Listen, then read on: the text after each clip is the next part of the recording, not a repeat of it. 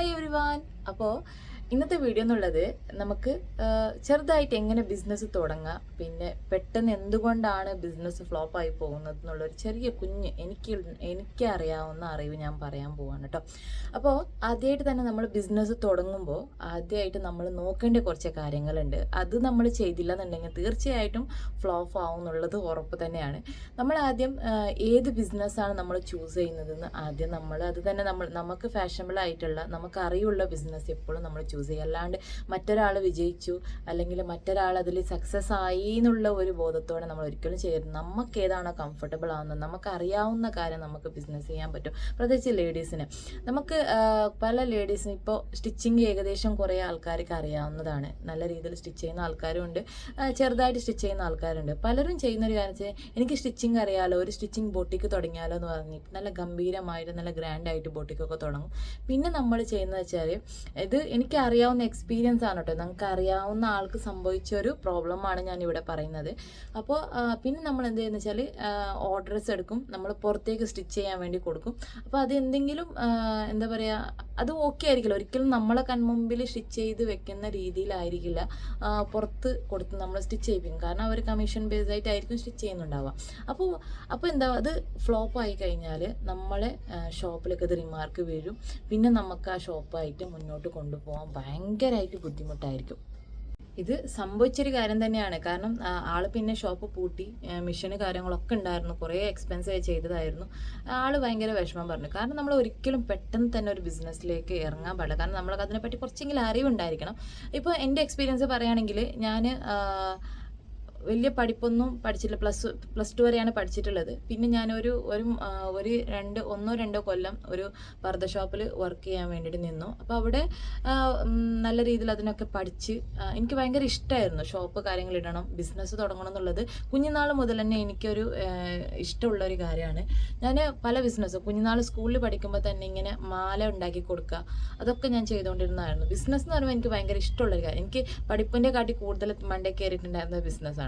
അപ്പോൾ ഞാൻ ഒരു 2 കൊല്ലക്കാലം ഒരു ഷോപ്പിൽ സ്റ്റാഫായിട്ട് നിന്നിട്ടുണ്ടായിരുന്നു. അപ്പോൾ അവിടുത്തെ എല്ലാ കാര്യവും ഞാൻ എല്ലാ മോഡലായാലും ഡിസൈൻ എങ്ങനെ ചെയ്യുന്നതൊക്കെ ഞാൻ പഠിച്ചിട്ടാണ് ഞാൻ ഓണായിട്ട് ഒരു ഷോപ്പ് തുടങ്ങി. ഇപ്പോൾ ഏകദേശം 6 ഇയർത്തോളായി ഒരു പർദ്ദ ഷോപ്പ് ബൊട്ടിക്ക് തുടങ്ങിയിട്ട്. സിയ ബൊട്ടിക്ക് എന്നാണ് ഷോപ്പിൻ്റെ പേര്. അപ്പോൾ ഞാൻ സ്റ്റിച്ച് ചെയ്ത് കൊടുക്കാറുണ്ട്, റെഡിയും സെയിൽ ചെയ്യാറുണ്ട്. നമുക്ക് പുറത്തുനിന്ന് ഇമ്പോർട്ടൻ്റ് ചെയ്യുന്ന മെറ്റീരിയൽസിലാണ് കേട്ടോ നമ്മൾ ബിസിനസ് ചെയ്യുന്നത്.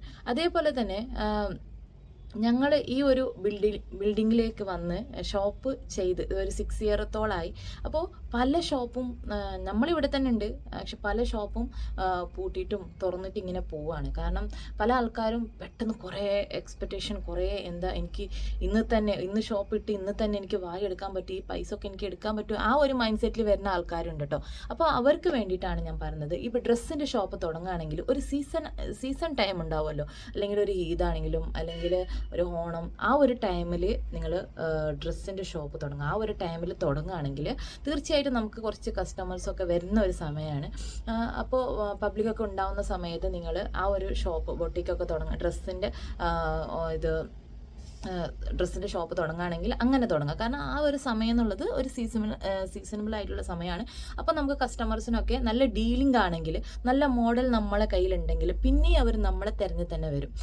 അല്ലാന്നുണ്ടെങ്കിൽ നമ്മൾ ഏതോ ഒരു സമയത്ത് തുടങ്ങുകയാണ്, ഒട്ടും സീസൺ അല്ലാത്തൊരു സമയത്ത് ഷോപ്പ് തുടങ്ങിയിട്ട് നമുക്ക് എന്താ പറയുക, പെട്ടെന്ന് തന്നെ ഒന്നും നമുക്ക് സെയിൽ ചെയ്യാൻ പറ്റണില്ല, ഒന്നും ചെയ്യാൻ പറ്റാതെ തന്നെ നമുക്ക് ടെൻഷനാണ്. ഒരു മന്ത് പോയി, നമ്മൾ കയ്യിൽ നിന്ന് വാടക ഒക്കെ ക്യാഷൊക്കെ കയ്യിൽ നിന്ന് കൊടുക്കും, 2ാമത്തെ മാസം പോയി, 3ാമത്തെ മാസം പോയി, ഇങ്ങനെ കുറച്ച് മാസം കഴിയുമ്പോൾ നമുക്കിത് മടുപ്പ് തോന്നും. കാരണം എന്താ, നമുക്ക് ഷോപ്പിൽ നിന്നും കിട്ടുന്നില്ല. നമുക്ക് ഒരിത്തിരി ക്ഷമയെന്ന് വേണം കേട്ടോ. ബിസിനസ്സിലേക്ക് ഇറങ്ങുമ്പോൾ ആദ്യം പഠിക്കേണ്ട ഒരു കാര്യമാണ് ക്ഷമ എന്നുള്ളത്. ക്ഷമയില്ലെങ്കിൽ നമുക്ക് ഒരിക്കലും ബിസിനസ്സിൽ സക്സസ് ആവാൻ പറ്റത്തില്ല.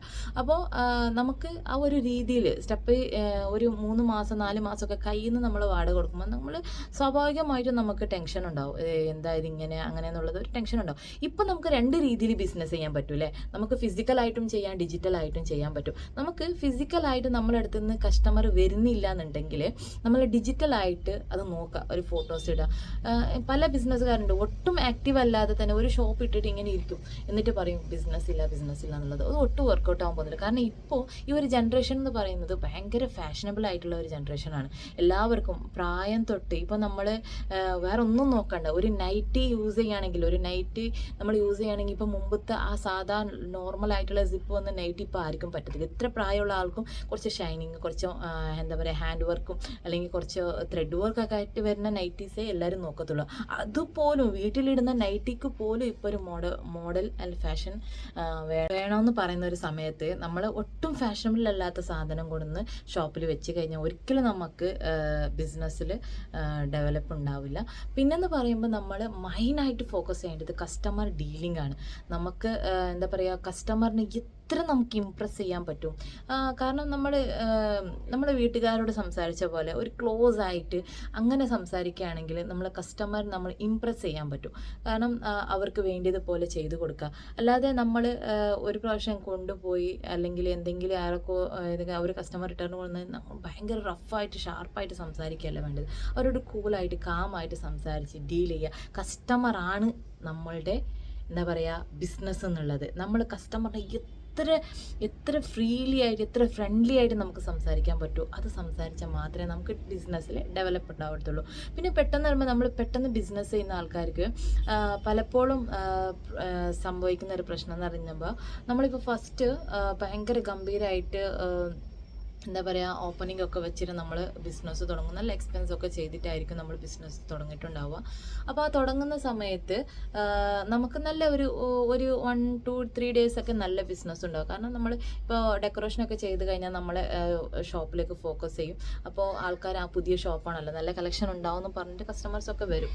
അപ്പോൾ ഇന്ന് ഒരു 4-4 days കണ്ടിന്യൂ കസ്റ്റമർ ഉണ്ടായിട്ട് നമുക്ക് നല്ല എമൗണ്ട് ഒക്കെ വന്നിട്ടുണ്ടാവും. അപ്പോൾ ഒരു 5ാമത്തെ ദിവസം നമുക്കൊന്നും ബിസിനസ് നടന്നിട്ടുണ്ടാവില്ല. അപ്പോൾ തന്നെ പെട്ടെന്ന് തന്നെ പാനിക്, ഒരു ടെൻഷൻ ആവും. എന്താ ബിസിനസ്സിൽ അത് നോർമൽ ഉണ്ടാവുന്നതാണ്, എല്ലാവർക്കും ഉണ്ടാവുന്നൊരു സംഭവം തന്നെയാണ്. എൻ്റെ എക്സ്പീരിയൻസ് ഞാൻ പറയാം.